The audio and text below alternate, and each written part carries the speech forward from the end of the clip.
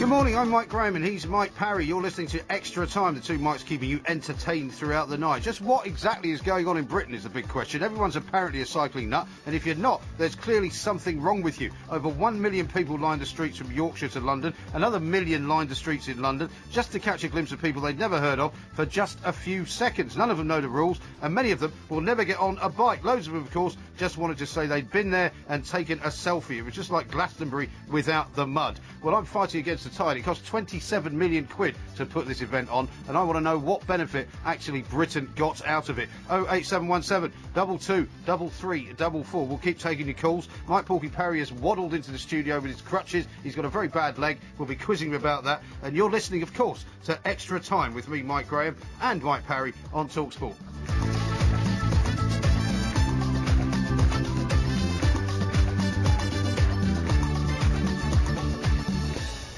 This is TalkSport Extra Time. Welcome to the two mics. Mike Parry is here. A very good morning to you, and I'm glad it's taken you quite this long to get settled into your seat. You know, the crutches are by your side, and you look as if you're having a bad time with that right knee. Well, it's not easy, Mike. It's not pleasant. It's the medial ligament in the right knee. About a year ago, I suffered a rupture of the medial ligament in the left knee. Right. Okay. Why do you think this keeps happening to you? Well, it's because I have to do so much exercise to keep the old ticker in shape, and when you're walking, uphill, down dale, all that kind of stuff, occasionally, just like any athlete, you're going to get an injury.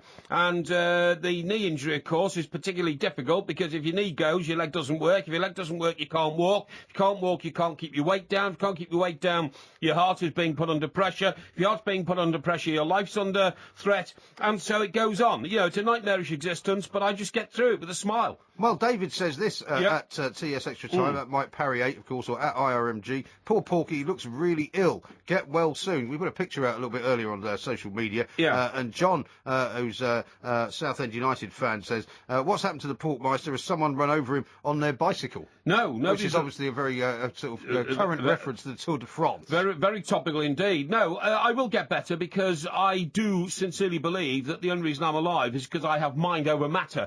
I'm very, very lucky that I'm able to concentrate my brain upon the rest of my body and tell the rest of the organs in my body, you behave and you live by the rule of the brain. When the brain sends out instructions, you accord to them. How are those signals coming along? What? How are those signals coming along? What signals? I thought there was a bit of a disconnect there between your brain and your mouth. Well, I was trying to get everything into place. What I'm saying is you obey the instructions the brain sends out, and then the rest of the body works. If it wasn't for my sheer will and fortitude and my determination to live a normal life, even though, of course, I am, badly knackered internally. What are you laughing at? I've never heard that used as a medical term. Well, badly knackered. I am badly internally knackered, but I just keep going, don't I? Because if you don't, who's going to rescue me if I don't rescue myself? No one. That's what I ask myself. Yeah. Somebody can start a charity to rescue you. You're a bit lacking in charity, Mike, you are. You seem to think that, it's funny being, partially crippled in spirit, in body, but you just got to get on with it. Just got to get on with it. I mean, all I can say is, you're just having to deal with it. Well, a lot of people are questioning your use of socks with trainers and shorts, particularly white socks. Got to keep the leg warm because the medial ligament's gone. You've got to keep your leg warm, so I've got to wrap around the knee. Why don't you wear trousers then? Well, the reason I don't wear trousers is it's very difficult to put on over all the wrapping around the knee. So I've got... And baggy trousers. No. Baggy trousers was that the name of the song? Yeah, it was the name of the song, by Madness, Madness, that's it, yeah. But anyway, look, we don't want to be talking about me, although a lot of people find it fascinating. That is humorous, me. I think you'll find. That is me. I don't think they find you fascinating. I think they find you completely and utterly bizarre. This is a bit harsh. It's a bit harsh. I'm not talking any longer about this. Let's talk about your cyclist. Yes. Because you've missed a couple of crucial factors. Go on, then. Right, now let me say this to you. When you're driving along in your car and all of a sudden the road ahead is blocked for some reason, there's a car stopped in front of you or there's a traffic jam or a light's turned to red, so you decide, I know what I'll do, I will now mount the pavement, put every pedestrian who uses that pavement at risk of their lives and just go on regardlessly. Well, we could possibly hear from our earlier caller who was just on a show we did a few weeks ago, who said this, if you might remember. Yeah, but red lights don't really apply to cyclists. It's more of a car thing. Oh, I see. Well, exactly. See what I mean? This was a guy who was a cyclist singing on about the praising cyclists and saying, well, we don't think the red lights apply to them. I'll get to that in a minute. The point is, what I'm saying is this. When a cyclist is going along and finds the road getting a bit too hard, they just whip up on the pavement, right? Now, the fact that you're a pedestrian and you own the pavement is irrelevant to the cyclist. The cyclist just says, I couldn't care less whether you own the pavement as a pedestrian. All pedestrians are scum, according to cyclists, OK? They're all scumbags. All motorists are scum and scumbags. And the cyclist just goes his merry way. Now, what a lot of us don't understand, but I do, because I can see the bigger picture, is that there's clearly an insidious political plot behind the growing. There's an insidious plot as well. Yeah. I just said that. I just told you that. Insidious. I didn't say that at all. If you listen and we'll play clean it back out to you your if you cloth ears. No, I don't want to play it back. I'm not being picked up on every tiny inference or inference on my my pronunciation. All right, I won't do it. And what I'm saying is, now go down to Brighton. But I think the council in Brighton's ruled by the Greens. I think they're a minority power on the council. Yeah. Majority, but minority, if you see what I mean. I know, They've got more, but they don't have enough to have an overall majority. That's right, yeah, absolutely. And they run the place. And have you seen what happens in Brighton? I mean, you know, the cyclist rules all the time. You know, I mean, it's an amazingly mad kind of place. Well, right. You know, well, that's the way they want London to go. I mean, the idea that Transport for London pitched in £6 million. Yeah. But if you're in Leeds, right, I'd love to hear from some people in Leeds. The Leeds City Council paid £3.6 million towards the Tour de France. Yeah. That money's all going out of the country. But at least the Tour de France is an organised race in which cyclists are, you know, happy to take part. It? Yeah, I saw something on telly. Yeah. Did you understand any of it? No, but I don't. It doesn't matter about that. What I'm saying is, I don't understand why all these fans, by the way, can rush in front of a bike anytime they like. I mean, that's mad. Yeah, I know. Can you imagine people at Silverstone on Sunday going, well, I think I'll just dash across the just track like a picture now. of myself as Lewis Hamilton's driving past. As he's driving past, and oh, blimey, he's taken my legs off. You know, what a shame, and all that kind of stuff. But what I'm saying is, that at least is, you know, a collection of people getting together for a sporting event. I'm talking about the non-sporting cyclists who think they run the world. And that quote from that caller of yours, who said red lights don't apply to cyclists, you see it all the time. All the time you see cyclists going through red lights, right? So if a motorist goes through a red light, he gets prosecuted. Yes. If a motorist drives up on the pavement, he gets prosecuted. Yeah. Because it's all on camera. Yeah. If a motorist wants to park his car, he gets persecuted as opposed to prosecuted massively at cost. The cost of parking in this country has gone up, I would say, by a factor of 5 in the last 5 years. Probably. That's what I'd say. Yeah. So it used to cost 80p to park on a street near me, and then people would walk down to the station and go into town, right? That same charge is now £4. Right. It is an... Is that for just the day or for the hour or what? It's for the day. For the day. And nobody parks there anymore. Yeah. No, so because they're discouraging people from driving by doing that. Yeah, what the council have effectively done is shot themselves in the foot.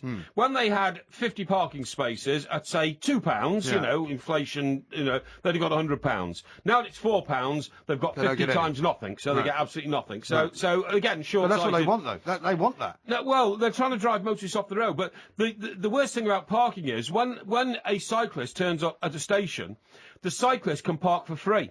They chain their bike up to like a barrier. A bike rack or something. A bike rack or something like that, a barrier or something like that, and then they push up, and they can leave that bike there for days on end. Right. In fact, they don't even care if somebody steals most of the bike and just leaves a wheel there. It doesn't matter to them, because a bike is a cheap piece of junk compared to a car.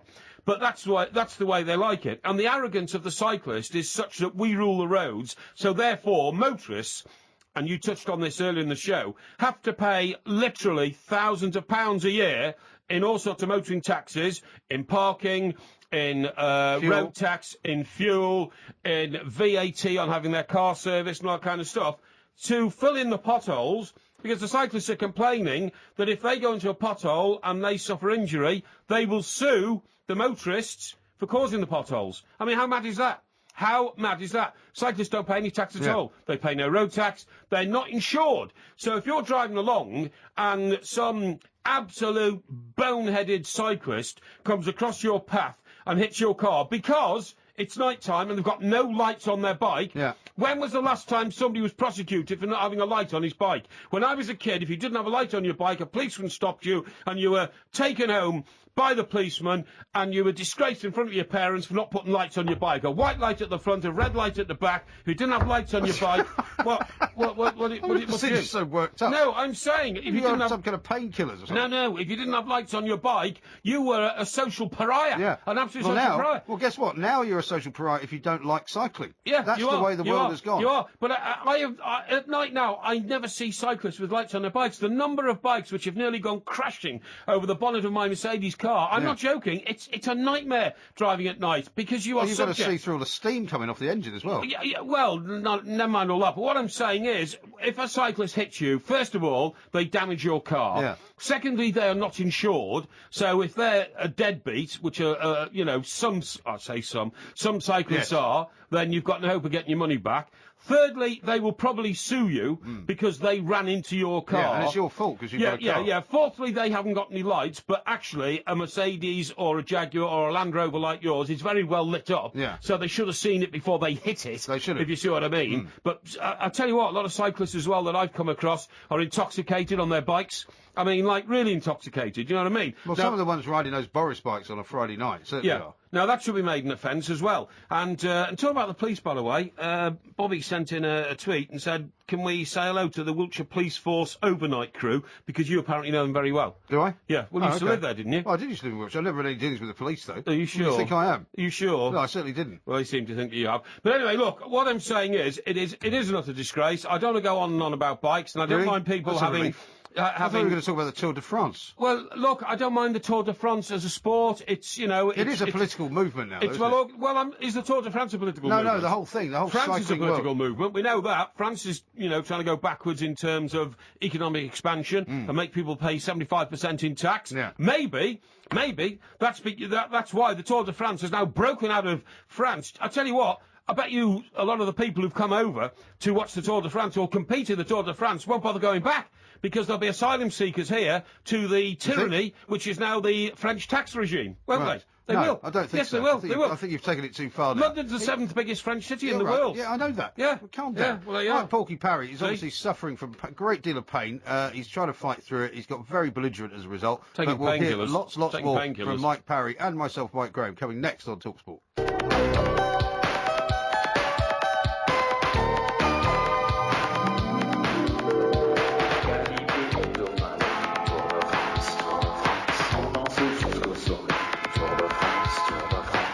Regardez en braqué, Tour de France, Tour de France, sprint final à l'arrivée, Tour de France, Tour de France.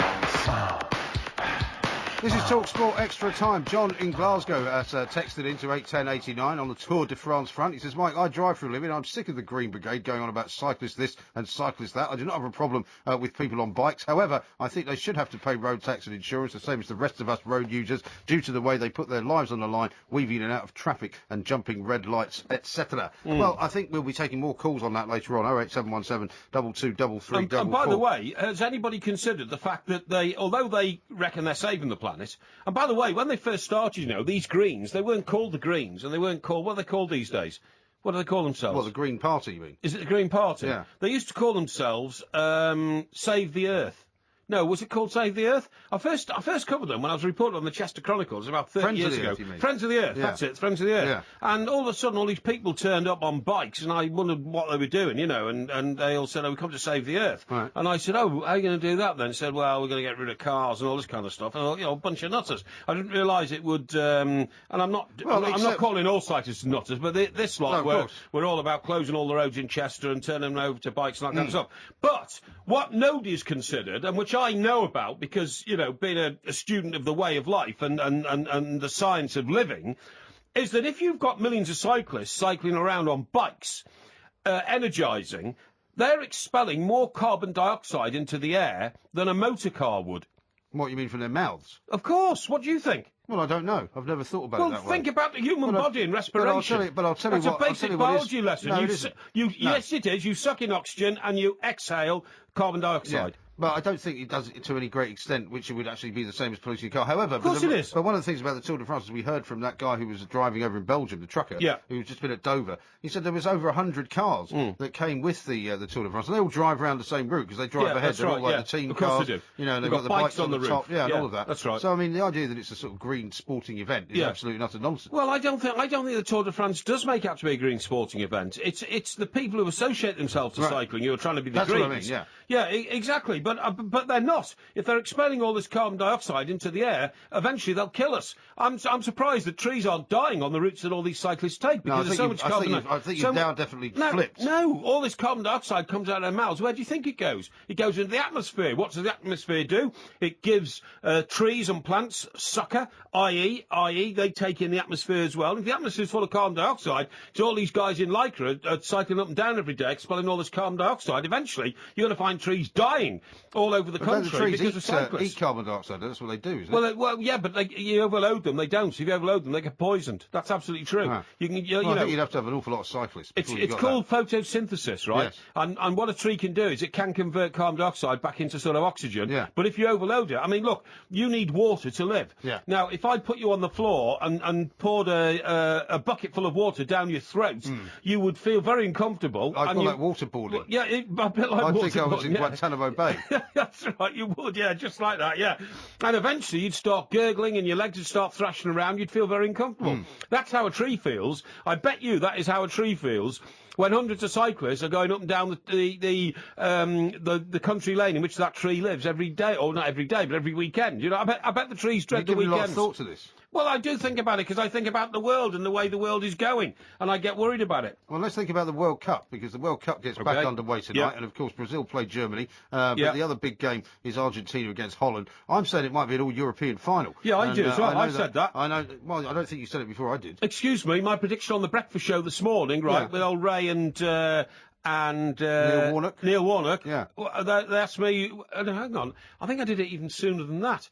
I might have even done it in the last show that Maybe I you did here it in before the Tuxford. quarter-finals were over. Maybe I could have done, but anyway, I said I see Germany getting through against Brazil. I see an all-European final, so Holland obviously will beat Argentina, and I then see Germany emerging as the world champions. And that in itself, Mike, is going to put more pressure on the FA and Mr. Hodgson about where we go next. Yes. Where do we go next when actually nobody in this country, and the competition is not even finished, can even remember England taking part in this I competition? know, it's as if they weren't there. Exactly. It is as if they weren't I there. can't even remember them We being were there. saying this the other night, weren't we? It was Yeah. almost as though Yeah. it's the worst thing is not so much that you know they came back without winning. They Yeah. came back with 1 Yeah. point. They Yeah. crept back in. By the way, did you see all the excitement in Costa Rica and Colombia Well- when those teams went home? And the Hundreds of amazing thousands of yeah. people. And I mean, what did we get at Luton Airport? Hundreds of One man thousands. and his dog, I think, wasn't it? How many people are there in Costa Rica? Not very many, Well, a couple of million? probably. I doubt if it's even that much. And yet when they went back, there were hundreds of thousands of people to meet them in Santa Fe, is it? Is that the capital? I think it might be. Costa Rica, yeah.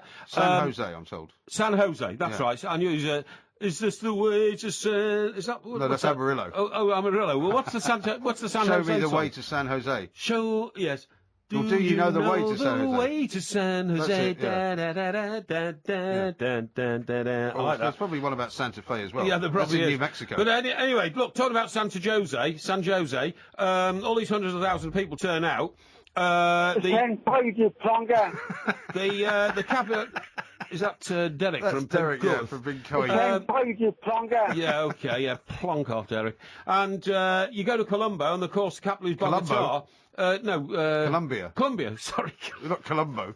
Just one more thing. Colombo. He's the detective, isn't he? I is. watch that sometimes on daytime TV. It's brilliant. It's a honestly. great show, yeah. It is absolutely brilliant. He's such a great detective. Anyway, the point is, Bogota's the capital of Colombia. Yeah. Hundreds of thousands of people turn out when they get back. And Yeah. these teams haven't won the World Cup. No. They've just had a damn good campaign. What happens when And they we get played back? great football. When we get back at Luton Airport, and we've got like over 60 million people in this country, 6. That's 1 per 10 million members of the population. One representative for every 10 million members of the population turn up at Luton Airport to welcome the team back. And, you know, it's Shocking, isn't it? And listen, the other thing is this. Louis van Gaal, okay, Louis van Gaal is doing so well that he will come back to Manchester United now as a messiah, right? What, even if Holland don't win? even if they don't win, because he's had such a good campaign. Well, he got a bit lucky, didn't he, with the Tim Krul Well, switch? he's been branded a genius. Yeah. I mean, I heard. Well, I actually sent it out on the night as soon as Yes, he did it, yes. and they won. I was like, he is some kind of mad genius because I've never Yes. seen anybody do that before. I know, it's spectacular, isn't it? Apparently, according to one report today, it was the goalkeeping coach who suggested it, but that doesn't matter. Louis Van Gaal is the coach. Yeah, he's the guy that makes the And if the decision. goalkeeping coach said, I think we should swap it, he could either say, don't be ridiculous, that's a good idea. Well, I heard And today men on who Talk can Sport- embrace good ideas, which aren't their idea, Yeah. are great men. That's true. Let me tell you, people Great like... leaders. Exactly, Napoleon, Nelson, all that. When people went to them and said, I've got a good Did they idea. switch goalkeepers as well during the Well, Battle of course they Trafalgar? didn't, you fool. You know exactly what I'm talking about. What I'm saying is, a subordinate comes up and suggests a tactic, and if they adopt it, they're great men. Yeah. If they reject it because it wasn't their idea, they're poor men. And that's what you get the Poor idea leaders. that Roy Hodgson doesn't seem like a guy who embraces ideas from anybody else. Well, I don't think Roy Hodgson knows a good idea. That's the problem. And I don't mean that with any disrespect. Roy Hodgson's a very nice man. He is. And a lot of Speaks people... many languages. That's what everybody always says. Exactly. A lot of people do not want to criticise him because they say he's a nice man. Well, that's not right.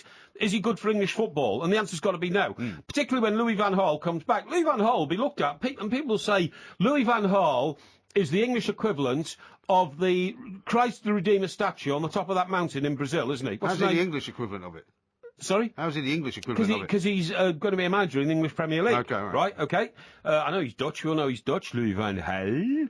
But son of Louis Hall. Is that That's what it it is? That's fine, yeah. Okay. So, anyway, now the point of my story is... What is the point of your story? The point of the story is that when he comes back, he will then be used as the example of an international manager who gets the best out of a mediocre squad. Yeah. And he will be compared to Roy Hodgson at every turn, in every week, at every game, particularly in the weeks when international matches are coming up.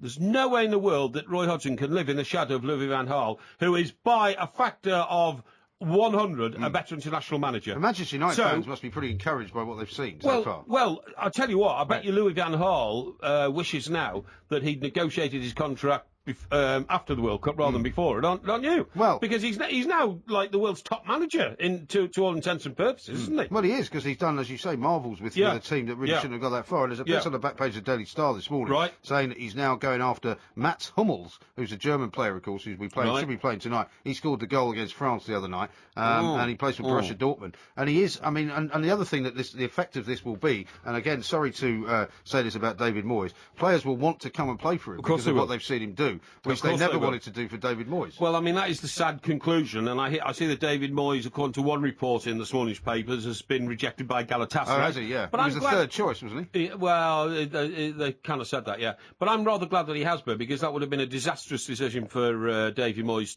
to go and take up a post in a foreign land. He needs to get back into English football, re-establish himself here, and start again.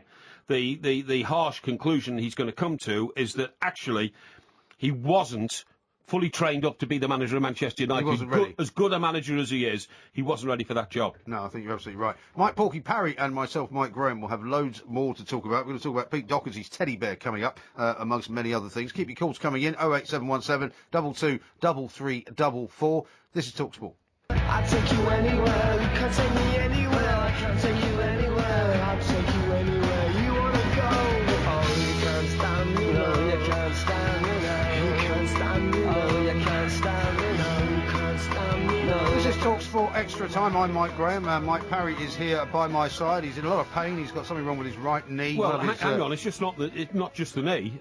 Tomorrow morning I've got the big operation on my tooth as I well. thought that was last week. Well, that was the You're falling prelim. apart, aren't you? No, I am. That was the prelim, right? Uh-huh. And they put like a temporary thing on it. Oh, Okay, So what are they going to put a crown on it or something? a crown. Right. Well, Well, that should be okay. That's yeah, not- but not that's too only the much start of of it, you see. The reason this tooth... You don't have to move your mouth in such a bizarre way while you're explaining I'm it. just checking it's still there, because it's a temporary one. Yeah. I'll make sure it hasn't fallen Well, I off. think you'd have felt it if it fell off. Anyway, well, you don't always. Did you hear that Pete Doherty music there? I did hear that Pete Did Doherty you like music, it? yeah. Because you've never really heard any Pete Doherty before. Hang on, excuse me, I've just explained to you why I'm in so much pain. Because I don't care how much pain Hang you're on, let me just finish this. Because not only have I got to have that crown place, but also there's a gap next door which caused the tooth to collapse. Too much pressure being put on this tooth because of the gap next door. That's got to be replaced now with an implant, they call it. That's $3,500. Is it? $3,500. Why are you bothering? I don't know, because the dentist said it was a good idea. So Well, of course you so do. it's done. This is making money. Well, you know, I think he's a good think man. he's seen He's a you good coming, man. this No, guy. no, he's a good man. He's looked after my gob for about 30 years, so it should be all right. Anyway, sorry. Well, Peter he's not got- going to have it for another 30 years, is he? no, that's absolutely true. No, I think you should ask me if there's a cheaper option. well, there isn't. There isn't. I mean, you just got to have it done, you know. Eventually, I'm going to have them all replaced with implants anyway. Yeah, you told me this the other day. Yeah. It's going to cost £100,000. Well, I think it probably ridiculous. will. I think it will Totally eventually. bad. Well, you know, it's, Pete Doherty's teeth look as if they could do with a bit of a going over as well, well. that's probably because he. I mean, it's not. I'm not impugning the boy's character to say he's a rampant drug taker, am I? Right. Because he's been in jail a few times. For He it. has. And he's been in court many more times for He it, has. right? He takes ketamine, that's a horse drug, apparently. yeah, it's not a good idea. According to reports I've heard. But anyway, the reason he's in the news at the moment is he does an interview in a Sunday newspaper, and when asked, you know, what was his most depressing moment in life, or what's the thing that most hurt him, he reveals that Kate Moss, a model who's worth about 50 million quid, and who was for a time his girlfriend, when they split up, she went and got rid of all his possessions left in the house, and she burnt them. And amongst it was Pandy. And Pandy was his teddy bear. It's a terrible thing to do, that. This hard man, Pete Doherty, you know, this guy who's like, you know, revolutionary and a guitarist in a band and lives the absolute decadent, bohemian lifestyle. Yes, of a rock star. Is suddenly felled emotionally by the fact that Kate Moss burns his teddy bear. Well, I'm not surprised. It's a pretty awful thing to do. I mean, you've got to remember he's Well, one... he's- ludicrous for a man like that to have a teddy Well, bear. why is it ludicrous? Lots of people have teddy bears from their rubbish. childhood that they Oh, keep, don't or be that they maybe ridiculous. hand down Well, to you their got other teddy kids. bear. I had a teddy bear. I had my first teddy bear was bought for me when I was born by my father, so I kept that. I'm not absolutely certain where that is, but I'm pretty sure it's somewhere around. Has your mother got it? I don't think she might have it. Yeah. I also, when I was a kid, about 6 years old, Yeah. my parents got me a sort of life size for me, anyway, same size as me, Winnie the Pooh from Heels. Remember Heels, the shop in Tottenham Court Road? No. It was a lovely, beautiful sort of furniture shop, and there was this thing, and I still I'm have not that. a London boy, how would I know that? Well, I still have this teddy bear, which is an actual Winnie the Pooh. And where But, is it? It's in my flat somewhere. It's in a box, I think. Well, you've actually got it yeah, now. yeah, because I'm not going to throw it out. Why would you throw it away? Well, okay, I understand you can keep some I mean, childhood I don't have it in the bed or artifacts, anything. but I don't have it in the corner. Yeah, but this guy's getting emotionally distraught. You know, tears rolling down his face, talking Well, if about somebody Pandy, set my fire to my my- Winnie the Pooh, I'd be pretty upset. Well, yeah, but I mean, if you had actually come out of a relationship very bitterly, then you should have either, if you liked that teddy bear so much, you should either have recovered it then and said, I want my teddy bear back, please. Yeah, but it's not always straightforward. Or you should have come to a deal with the partner with whom you'd split up. But You've never had a breakup that's been like that, have you? well, no, You've I never had a haven't. breakup where a woman's gone completely berserk No. and decided just to trash everything No. that has anything to do with you I've and never, her. I've never let myself get into an emotional vacuum like that, or an emotional Well, no, it's not an emotional maelstrom, vacuum. It's when or a vortex when of women terror, are in, when vortex women of emotional well, no, terror. in other words, you've never been in love with someone who's been in love with you, because when it goes wrong, Plenty of women have been in love with me. well, they haven't been in I'm- love with I'm you telling- am enough I- to do you any damage. Plenty of women have been in love with me. Plenty of women have asked me to marry them. Really? We never got to a situation where we're buying each other teddy bears or anything like that. Because No, but have you never been in a situation where you broke up with somebody and they got very upset with you? yeah. And, well, did you ever have stuff at their place? No, I was see, never that's that the point. stupid. I was never that stupid. So what kind of commitment were you making to them then? how you stupid never do lived think with I was? anybody?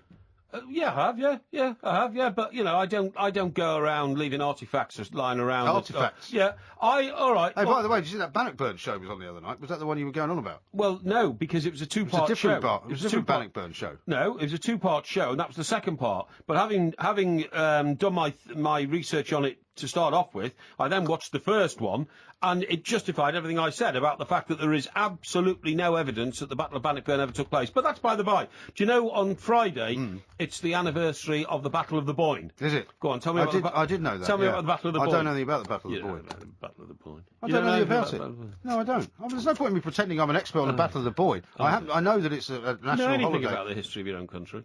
Well, I do know Really? some things about it. Yeah. Yeah. I don't know much about the Battle of the Boyne. Right. Why don't you tell me about it? I'm not going to waste time telling you. Maybe about we the can give you a Battle of test the on it on Thursday. Well, what's the point? What's the point? Well, You 'cause know? then we'll all You might learn as well- Might as something. well give me a test on, for instance, the history of commercial radio in the last 5 years. It's something which is ingrained in my soul, and, you know, if you tested me on it, it'd be a waste of time to the listeners. They'd find it a very unproductive piece of listening because I'd get every question right, like I did with your American It'd be the test. first time you've ever done that. Do you notice with the American test, by the way, when I started getting all the questions right, and you were absolutely shocked, accused me of cheating. I did which of accuse you course- of cheating. I which of still course think you didn't. did cheat. And then what you did is, and I've only found this out since, you and that producer behind that glass in there then suddenly invented 4 new questions. No, we didn't. Which were impossibly hard to answer about stupid films involving stupid characters about America, and it wasn't about the factual 4th at of all. July. Yeah, it wasn't factual at all. Anyway, that's by the by. Now, what were we talking about? I've forgotten. You were talking about teddy bears. And, oh, and yeah, teddy relationships. bears, yeah, no. Well, what I'm saying to you is that, you know, I'm sure an awful lot of people have been in Pete Doherty's situation where the woman that you've been in love with and it goes a bit wrong, Yeah. you know, suddenly does terrible things to your belongings. Mike, you need to be Most able... of my belongings were burned, were they? but not the teddy bear, strangely enough. I think it was because it was at my parents' house. Oh, really? What Yeah. else was burnt? Well, a load of pictures, a load of clothes. Really? Yeah. That's disgraceful. I know. That is pretty slow. Anyway, look, let me tell you this. I know how to organise my life, right? Really? So whenever I have lived with another woman, right, and there have been And you've times... never taken anything there in case it all went wrong. Well, This doesn't sound to me hang like on, there's a lot hang of on. trust going on. What I'm just about to say to you is, I am extremely aware of the pitfalls of life, and so whenever I've gone to live with another And woman... the vagaries of a woman's mood as well, you have to remember. Well, I'm not blaming the woman for that. That's probably my fault. I'm rather demanding in my needs from a relationship, you know, Really? emotionally and otherwise. And what I'm saying is, the point is, I've never, ever left myself without a home to go back to when it all went wrong. No. 'Cause I knew it would eventually go wrong. I knew that always. So I always had a flat locked up somewhere, you know what I mean? But did you never have, more importantly, because Yeah, this will be an yeah. even more a bigger window into your bizarre psyche, did you never have Bizarre like a psyche? soft toy when you were a child? No, never. Your parents never bought you anything like that? I do not remember ever having a soft toy. And by the way, That's appalling. I never had a G.I. Joe either. Did you have a special blanket that you used to sleep with? No, a Well, comfort you were raised blanket. in some kind of military school. No. I never had a G.I. Joe because I regarded that as a doll. And I thought... Yeah, well, I'm not talking about that. I thought dolls It's called are Action for Man in girls this country, by the way. Oh, yeah, OK, Action Man, that's right, yeah. I never had G.I. Joe in America. Yeah, that's right, yeah. Well, you, as a child, you never had like a soft toy that you would cuddle when you would go to sleep? No, I've never had a soft toy.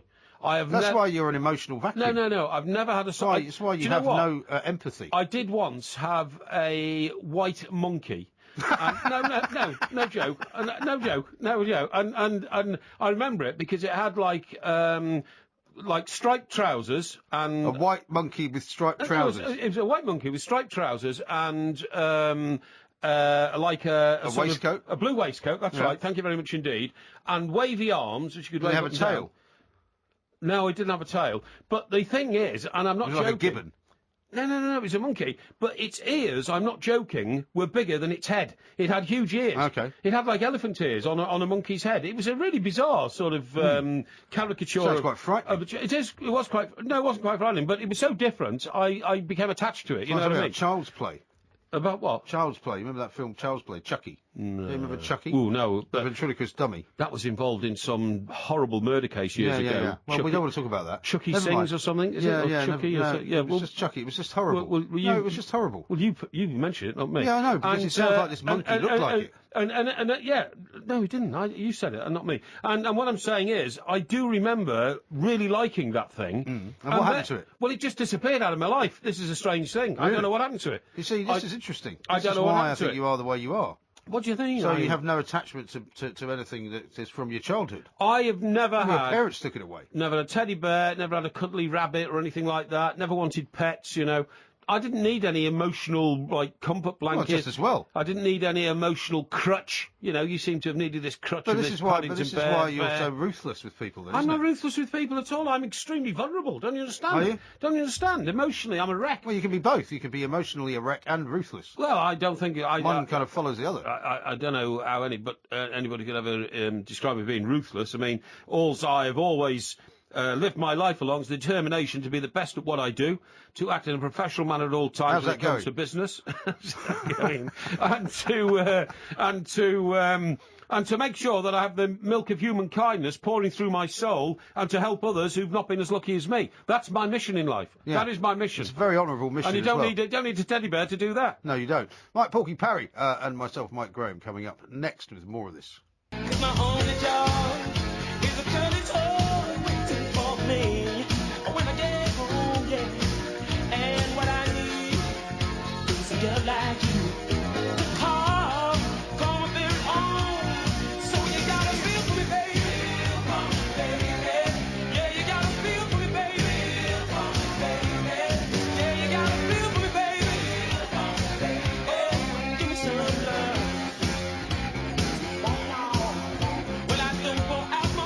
This is Talk Sports Extra Time. I'm Mike Graham. We're getting quite a lot of messages coming in, Porky. Yeah. Some people suggesting that you might have finally actually gone mad. Right. Here's one from Dean who says, take his painkillers off him. Porky has clearly gone mad. Right. Scott says, did Porky just call himself an athlete? Here's one from Andy in Falkirk who says, surely Porky isn't disputing the fact the Battle of Bannockburn actually took place, rather the precise location, which is true. And then here's some advice for you. Tam in Brum says, tell Porky to get his teeth done in Romania. 2-week dental tourism holiday. He would get change back from his $3,500. So that's a good idea. You You must can go be over to joking. Romania. Why not? Go to Romania. How do I know they're qualified dentists? Well, You of course open your they're mouth, they qualified stick your dentists. drill in, and all of a sudden you're auditioning for the No, film there's a lot of Marathon Man. companies. Do you ever There's a see lot of- Marathon Man? I by did the see way? Marathon Man, God, yeah. I mean, Is it safe? Remember? Is it safe? Is it safe? Yeah. It's just when Oh, no, that was the catch line.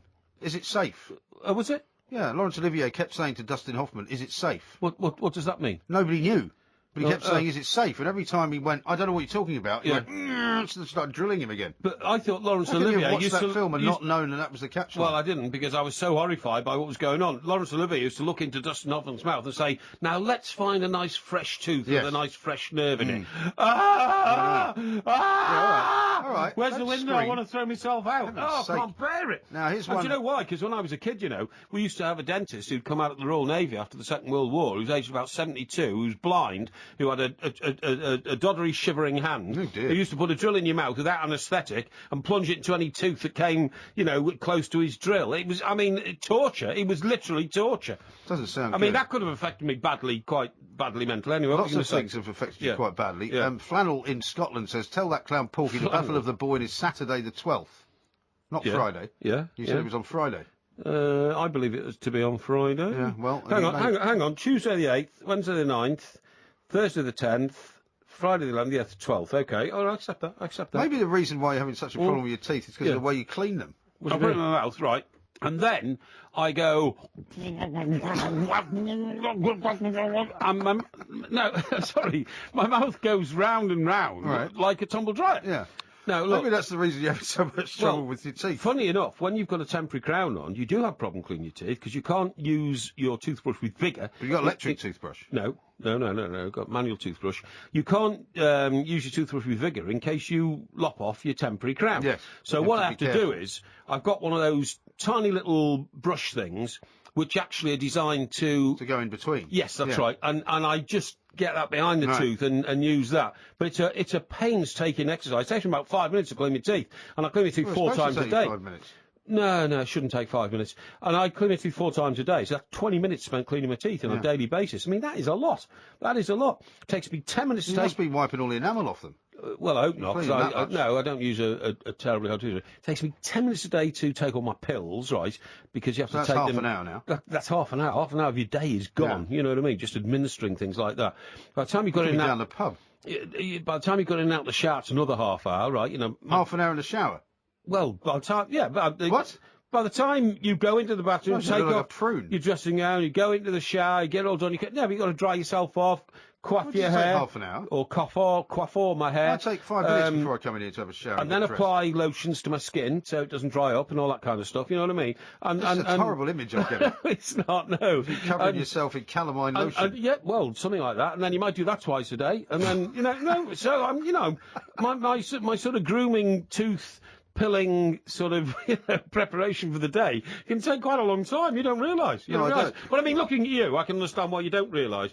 You honestly, you look up, a little bit half turned out sometimes, Mike. Is You that don't right? mind me saying. Well, that's yeah, because I work yeah. during the middle of the night. Yeah, If well, you see me during what am the I day, doing here? What am I doing here with you? Eh? I don't know But what you're doing But I here. manage. But you're wearing shorts, white socks, and slip-on shoes. I managed to groom myself properly. You're always wearing the same shirt when you come in here. Every Don't time be I take a ridiculous. picture of you, you're always wearing that shirt. I'm not wearing this shirt. That'd be ridiculous. I've got about 4 or 5 shirts of the same ilk. I've got That's what about, you say. I've got about 12 blue shirts, which are either patterned or striped. Okay. Hey, by the way, have you seen that Scottish Commonwealth Games outfit? Oh, lively! I thought the Bay City Rollers were making a return. Have I you know. seen it? It's terrible. Ghastly. They've What got is like it, a blue. They've got like a blue paisley sort of shirt. I was going which to has say got some light, kind of light blue 70s, gown. 70s kind of 70s thing going on, and then they've got this Bumby tartan, which is what you call a tartan that's dreadful. made up, It's and it dreadful. actually looks like a Mickey take of the Scottish national dress. What is the purpose of the Commonwealth Games? I don't know. Well, I think we're hoping we might be able to win something at it. I mean, does it hold any resonance whatsoever in the world of athletics don't think outside so. of this country? I don't think so. Well, I'm sure for the countries that take place. No, but if somebody goes to America, which is not part of the Commonwealth, and says, I'm a top athlete, oh yeah, what do you want? Oh, I got a silver medal in the Commonwealth Games in Glasgow in 2014.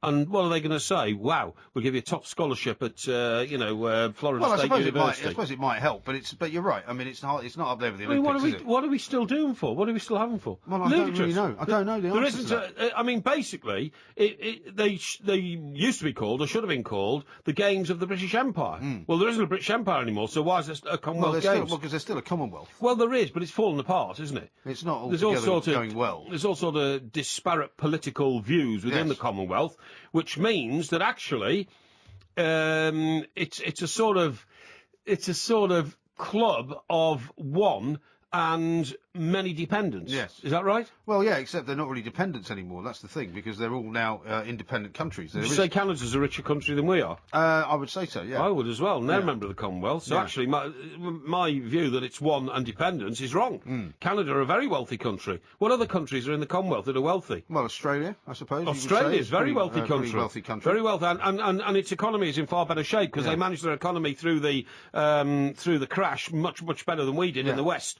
or in Europe, in Northern Europe. Is Nigeria in the... Nigeria, I think, well, there's a whole load of African countries. But they're emerging countries. They're emerging economies. Yeah, they're getting wealthy. They're all going in the right direction, and Getting Britain's wealthy. going in the wrong direction. And they'll all be wealthier than us eventually because of the size of the country. They're bound to be. Nigeria's bound to be much wealthier than us eventually. So when that happens, you should have a reverse policy where they should be sending us aid. Don't you agree? No, not India's in the Commonwealth, isn't it? really. I think it is. Right, well, they're getting very, very wealthy. Yeah, they so, are. So eventually, instead of Well, us they're sending sending that... spaceships up to explore space. Exactly. We're that's still it. giving them money. Well, they wouldn't send spaceships up to explore anything except space, Well, would if we... they? if That's we the sent- definition of a spaceship, Well, isn't if it? we sent them up, we wouldn't be getting into space. No, Because, no. every time the European Space Agency sends something up, it Yeah. seems to crash into the ground again. Or disappears. Yeah, like the one in Mars. Yeah, that's right. It just disappears and you never see it again. I totally agree. No, exactly. Right, it's right. Now, let me read you a couple more Right, messages okay. out here. Here's one from somebody who doesn't give a name. How Right. many of the women who allegedly asked Porky to marry them were either sober or wanted a British passport? That's a bit harsh. That is a bit harsh. It is harsh. The suggestion that what was it I was going to say? I've no idea. Yeah. It could be almost anything. No. These international dating agencies are about to be exposed, aren't they, as nothing but an illegal immigrant racket. Is that right? No, I didn't know that. I think they are. I think I read a report to say that, Really? soon... From anywhere in any specific countries? Because, I mean, mostly they're from Southeast Asia and from Russia, aren't they? Eastern Bloc, not necessarily Russia.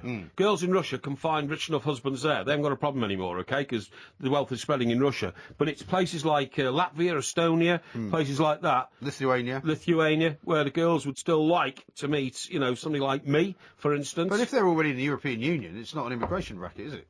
well, Because a lot of those countries are in the European Union. Yeah, it is. For Or they're some about reason. to be. Could it be Albania? Could be. Albania's not in yet, is Yeah, it? it could be, something yeah. like that. Yeah. I mean, there's nothing more pathetic, is there, than an old man with balding head, wrinkled face, blingy type watch, and all that, strutting around in a restaurant in London or a bar in London with a girl who clearly is either a prostitute mail order bride. or a mail order bride, yeah. Nothing worse, is there? There isn't. Nothing more pathetic. No. All that says about the character of the man concerned is weakling, inadequate, friendless, Billy No Mates, gormless. It says all those. He might as well have all that printed on his forehead, mightn't he? He You know might what as I well mean? have all that printed on his forehead, yeah. Do you know anyone like that? You see them around, don't Do you? you? No, you really do. Well, I don't really go to those Do you know kind where of you see places. most of them? Where? In Cyprus. Okay? When was the last time you were in Cyprus? Well, I haven't been to Cyprus, but Well, how do you know they're there then? Well, because a member of my family went to Cyprus about a year ago, 2 Right. years ago, and they said there's a rendezvous point. So what happens is all these girls from these countries I've just been speaking about go to Cyprus. All these saddos from France and Germany and England go over there, and it's it's just kind of an unwritten thing. yeah, it's an unwritten thing. It's a sort of what you call it, meet and match, or it's like a sort of dating agency. Oh, I see, yeah. And everybody knows all these sado blokes here, No, I with think I've seen balding, documentaries about this bling and before. all this. They go over there, knowing all the girls. But are I, from but I Estonia. saw one done from Russia. And then they're before. trying to bring him back. Yeah. Well, Cyprus is not necessarily a difficult place to bring somebody back from, is it? Well, it You got a depends. Greek passport? I suppose it depends on the nationality of the person you're trying to bring back. Yeah. And anyway, Cyprus is divided into two, isn't it? It is, yeah. So it's Turkish side and the Greek side. absolutely. And Turkey's trying to get into the European Union as well, of course. Yes, but the problem with them is they've got like the world's third biggest army, which would be quite handy for Europe to have, except that half it's made up of people who actually have political leanings towards the east rather than the west. Yes. Right. That's always the problem with the problem. the basket of civilization and all that. Basket of civilization. Anyway, listen, we haven't got an awful lot more time. Right. Let's talk about what's coming up on Thursday, because you'll be here on Thursday night. But, you know, I was telling you that there was a teacher strike looming. There's a huge public sector it on strike Thursday? looming. There's a public sector strike on Thursday and a teacher's strike on Thursday. My kid's school's going to be shut. No, that is disgraceful. Isn't that Now, ridiculous? I saw a politician. They've only got 2 weeks to go until the summer holidays. That's terrible. That is I saw a politician. Why don't they go on strike during the summer holidays? Yeah, why don't they? Good idea. I saw a politician on the Andrew Marr show on Sunday morning who was being asked to condemn. Yeah. And, of course, I think this guy was the Shadow Education Secretary. So he's a member of the Labour Party, obviously, and probably the Shadow Cabinet. Yeah. And he would not condemn. Now, this is a huge problem. This is a huge problem for voters like us in this country. What do we do? What do we do?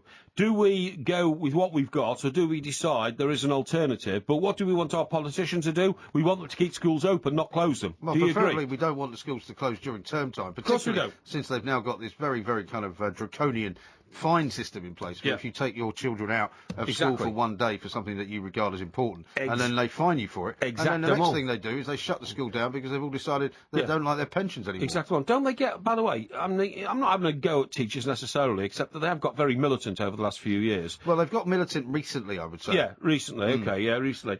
Don't they have what they call sort of study days or something, or marking days Oh, or they something call like that? inset days. They call What them. they're called? They're called inset days. They're just days off, really, aren't they? No, they're not. Well, they're days when they don't teach, and the kids are given a day off, Right. and they supposedly are at the school either learning about the new curriculum. And Yeah. I don't really have a problem necessarily with inset days. Well, I It's- do. Teachers should teach for the time that the terms are there. And the other thing is, I'm reading more and more stories. And again, I'm not branding all teachers. Most teachers, I have to say, are doing a fantastic job in giving our children education and preparing them for society. That's what most teachers do. But there's a small band of teachers who seem to think that they've got to revolutionise the world, revolutionise it through the eyes and the ears of our children. Yeah. But also, what I don't like is I don't like reading about all these situations where teachers go off as a group to a hotel and take extraordinary amounts of alcohol, misbehave, and basically Call act it a like- conference. You call it a conference and act irresponsibly. And what That's about not that good. headmaster the other week who took 2 weeks off for compassionate leave so Yeah. you could go and watch the World Cup? Well, that's not a bad reason for taking time off from school, Yeah, really. but it is, though. And it's- I mean, well, these people have got well, 13 or 14 weeks a year off. Yeah. We mentioned, didn't we, in a recent show, that all these teachers have all these conferences over Easter. Yeah. Why is that? They can't be with their families and all that. They get away, they get on the lash. I mean, it's just something that's, just part of the... I think it's a trade union thing. They tend to have those Yes. conferences at that kind of time of the year, don't they? Probably is. It's always been that. It's like the political conferences are always It at the probably same is. time of the year. It probably is. But again, is that a rebellion against recognising the position of the Easter religious celebration within our life? I've no idea. Well, I mean, if they're very complicated conferencing question. on Good Friday, Saturday, and Easter Well, you're saying Monday. they shouldn't be because it's a religious holiday. Well, it is a religious holiday, isn't it? Well, I mean, it's a big- does anybody ever have a conference over Christmas? I'm sure some people do. No, they don't. In some Nobody parts of goes the away world for a where Christmas- conference well, where on the Christmas- 23rd of December and comes back on the 27th. So why do you do it over Easter? I don't know the answer to that one. I'm just asking the Well, question. people play football on Boxing Day. What's the difference? Well, the difference is, the difference is that playing football is in fact a spectator sport, and the vast majority of people involved in that football match are spectators, not people going to work on that day.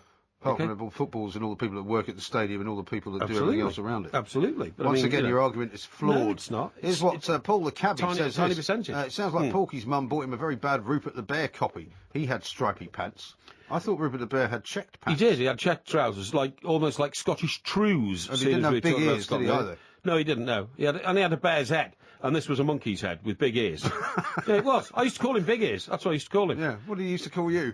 Well, he didn't speak for obvious reasons, but I definitely. And he had his attire was that of a sort of vaudeville entertainer, on the stage. Yeah, with big black shoes, white and blue striped trousers, blue waistcoat, and an engaging pair of hands which pointed upwards and which waved on the end. No, the hands did That's wave. enough. Stop. Yeah. I can't take Yeah. any more. Yeah. Right, Parry. I used to shake we'll it, be and back. when I shaked it, the hands waved to me. Thank you. It We'll was be only, back. the only Shut up. it's the only thing that waved at me. Yeah, I bet. It's terrible. It's been put on the couch one day. Porky Parry will be back next Thursday. Coming up this Thursday night, I should say. But tonight, of course, it is the World Cup, the semi-final, the first game, Brazil against Germany. It's going to be an absolute belter. It's live right here on TalkSport at 9 o'clock.